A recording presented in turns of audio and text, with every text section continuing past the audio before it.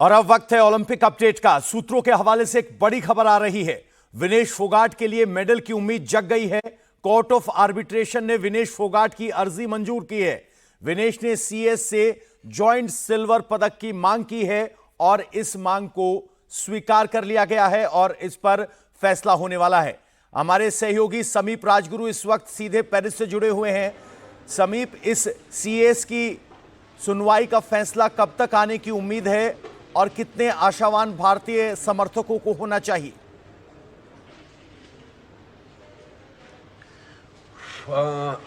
देखिए, ये अगर मैं पूरा फटाफट आपको बताऊं सिलसिलेवार तरीके से, कल करीब 4 बजे के आसपास ये प्रोटेस्ट लॉन्च किया गया था और CAS court of arbitration for sports जो है, ये बड़े बड़े खिलाड़ी जब भी कुछ ऐसी प्रॉब्लम होती है, मेरे को याद है कि बुसान 2002 के बाद सुनीता रानी और भी प्लेयर्स हैं इंडिया के, दुती चंद, इस तरीके के बहुत प्लेयर्स हैं, इंटरनेशनल लेवल पे भी हैं, इंडिया के भी हैं, जो कोर्ट ऑफ आर्बिट्रेशन में गए हैं और अपनी सुनवाई हुई है। कई बार मेडल वापस भी मिला है और एशियन गेम्स में तो मेडल भी वापस मिला था डोपिंग के केस में। लेकिन इस तरीके का मामला पहली बार क्या है, जहां पर 100 ग्राम वजन जो है वो ज्यादा है। लेकिन रेसलिंग की अगर बात करें तो ये रूल्स बड़े स्ट्रिक्ट है और इस पर हम बाद में बात करेंगे। लेकिन इस सीएएस पे जो इन्होंने प्रोटेस्ट लॉन्च किया था, वो करीब 4 साढ़े 4 बजे के आसपास उन्होंने प्रोटेस्ट लॉन्च किया था और उसके बाद 24 घंटे के अंदर सीएएस को court of arbitration for sports को जो है वो फैसला सुनाना होता है 24 घंटे के अंदर। और उनकी यहाँ पर पूरी एक टीम होती है, यहाँ पर भी उनका ऑफिस है, उनके लोग हैं यहाँ पर, जिस तरीके के, मतलब एक तरह से जजेस ही आप मान लो, जो एक ज्यूरी है यहाँ पर जो इस पूरे मामले पे फिलहाल चर्चा इस समय जब लाइव में आपको बता रहा हूँ, इस समय चर्चा चल रही है, क्योंकि दोपहर के 1 बजे तक उन्हें ये तय करना था कि ये प्रोटेस्ट उन्हें एक्सेप्ट करना है या रिजेक्ट करना है। तो सबसे बड़ी जीत यहाँ पर ये हुई है विनेश के लिए, हिंदुस्तान के लिए, कि इस प्रोटेस्ट को एक्सेप्ट किया सीएएस ने। तो ये प्रोटेस्ट एक्सेप्ट होने की वजह से कम एक उम्मीद यहाँ पर बनी हुई है। ये कहना कि सिल्वर मिलेगा या सिल्वर नहीं मिलेगा, अभी कहना बहुत जल्दी है, वेट करना पड़ेगा कि क्या यहाँ पर उनका फैसला आता है। और करीब 2 घंटे बाद, करीब 4 बजे तक, जो यहाँ के टाइम के अनुसार, यानी कि फिलहाल यहाँ पे टाइम हो रहा है दोपहर के 1:20, तो करीब 4 बजे, यानी कि 1 2 3 4, करीब अगले 2 से 3 घंटे के अंदर जो है ये फैसला आ सकता है कि विनेश गलत थी या सही थी, उनको मेडल शेयर करेंगे सिल्वर या नहीं करेंगे। ये सारे फैसले अभी आ जाएंगे। लेकिन अगर कुछ जो रेसलिंग फेडरेशन के लोग हैं या फिर इंडिया के नहीं, जो विदेश के भी हैं, जो यूडब्ल्यूडब्ल्यू के चीफ भी हैं, उनसे भी बात की, उन्होंने भी कहा कि ये बहुत स्ट्रिक्ट है और हमने कोई ऐसा मतलब अलग से नियम ये नहीं था, ये कि मतलब इन्हीं के साथ ऐसा हुआ है। ये नियम सबको साफ तौर पे मालूम था कि क्या होना है क्या नहीं होना है। तो ये सारी चीज़ें हैं, यहाँ पर पूरी जानकारी थी एथलीट को और ये बड़े स्ट्रिक्ट रूल्स हैं।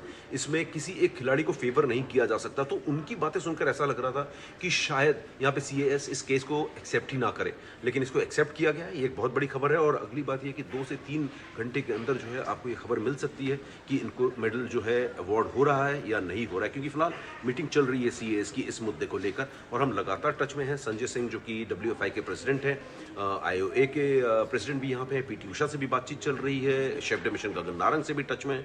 तो हर एक को लगातार जो है हम फोन लगा रहे हैं, बातचीत कर रहे हैं, जानने की कोशिश कर रहे हैं क्या हो रहा है। जो समीप जी, एक सवाल यह है कि सीएस में ये अपील आईओए की तरफ से की गई है या विनेश फोगाट की तरफ से की गई है? क्या एसोसिएशन इसमें आगे है या इंडिविजुअल खिलाड़ी के तौर पर यह अपील की गई है? नहीं, ये इंडिविजुअल खिलाड़ी के तौर पे अपील की गई है, लेकिन आईओए इसमें इन्वॉल्व है, थ्रू आईओए ही जाएगा और कोई भी चीज़ बिना आईओए के नहीं जा सकती है, क्योंकि देखिए आईओसी इस ओलंपिक को ऑर्गेनाइज करता है और इस आईओसी के ऑर्गेनाइजेशन में आईओए जो है वो हिस्सा लेता है। तो एवरीथिंग और एनीथिंग जो भी चीज़ होगी यहाँ पर वो आईओए के थ्रू ही होगी और आईओए की एक्सेप्टेंस के बिना ये आप अपील कर ही नहीं सकते हो। विनेश ने की ज़रूर है, लेकिन आईओए इसमें मेन पार्टी है, आईओए गई है, उन्होंने इस पर अपील किया है, आईओए को मालूम है। इनफैक्ट डब्ल्यूएफआई हमारी जो रेसलिंग फेडरेशन ऑफ इंडिया है वो भी इन्वॉल्व है, उनको भी पता है, उनकी भी इसमें मंजूरी है। तो इसके बाद ये आगे बढ़ा है और विनेश ने ये गुहार लगाई है, तो इसमें आईओए को कोई प्रॉब्लम नहीं है। आईओए ने इस चीज़ को आगे बढ़ाया है। तो जहाँ तक बात है, आईओए पूरी तरीके से इन्वॉल्व है और बिना आईओए के विनेश इंडियन है और बिना आईओए के विनेश भी कोई नहीं है। तो आईओए और विनेश, डब्ल्यूएफआई पूरी की पूरी सारी पार्टीज इन्वॉल्व है, लेकिन जो मेन पार्टी है वो है, जो सब्जेक्ट है वो विनेश, और विनेश का वेट कैटेगरी का फेल होना। तो ये है यहाँ पर। और अगले 2 घंटे में, जैसा कि मैं कह रहा हूँ, लेटेस्ट अपडेट ये है कि फिलहाल ज्यूरी जो है इस समय बातचीत कर रही है। इस समय बातचीत नहीं, इस पर चर्चा चल रही है और कि क्या किया जाएगा। और बहुत ही, क्योंकि बहुत ही एक तरह से कॉम्प्लिकेटेड सा मामला है, ट्रिकी कॉम्प्लिकेटेड मामला है। समीप, आप नजर बनाए रखिए, जैसे ही फैसला आता है हम आपके पास वापस लौटेंगे। लेकिन बड़ी खबर यह है कि पेरिस ओलंपिक में इस वक्त court of arbitration for sports ने इस अपील को स्वीकार कर लिया है। और ये सभी खबरें, अपडेट्स आपको पेरिस ओलंपिक से जुड़ी हुई सिर्फ यहीं और कनेक्टेड टीवी पर।